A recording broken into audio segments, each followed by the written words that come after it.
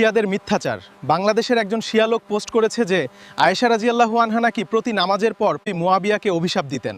আসুন দেখে নেই ঘটনাটি কতটুকু সত্য। ঘটনাটি উল্লেখ রয়েছে তারিখে তাবারি ৫ নং খণ্ডের ১০৫ পৃষ্ঠাতে। তবে পোস্টে উনি যেভাবে উল্লেখ করেছেন বিষয়টি তেমন নয়। সাধারণত মুয়াবিয়া বলতে আমরা যাকে বুঝি এটি সেই মুয়াবিয়া নয়, কিন্তু উনি সুকৌশলে সেটা গোপন করেছেন। ঘটনাটিতে উল্লেখ রয়েছে লোকটি ছিল মুয়াবিয়া ইবনে হুদাইজ। এরপর সবচেয়ে বড় বিষয় যেটি শিয়া লোকটি গোপন করেছে সেটি হলো উক্ত ঘটনাটি বর্ণনা করা রাবি হচ্ছে আবু মিকনাফ লুত বিন ইয়াহিয়া। আপনি কি জানেন এই লোকটি কে? এই লোক হচ্ছে একজন কট্টর শিয়া। ঐতিহাসিকভাবে সকল মুহাদ্দিস তাকে অগ্রহণযোগ্য, দুর্বল বলে সতর্ক করেছেন। উমাইয়াদের বিরুদ্ধে সোচ্চার ছিল লোকটি এবং সত্য মিথ্যা যাচাই ছাড়াই প্রচার করত।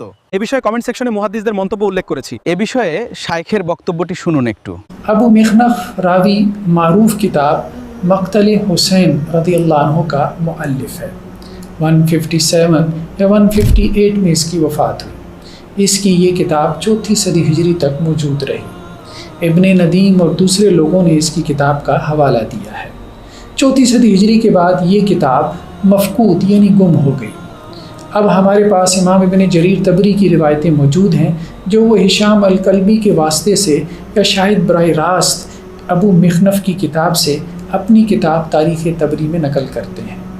वाक़या करबला और इस किताब की तालीफ़ में कम से कम 2 नस्लों का वक्फ़ा है।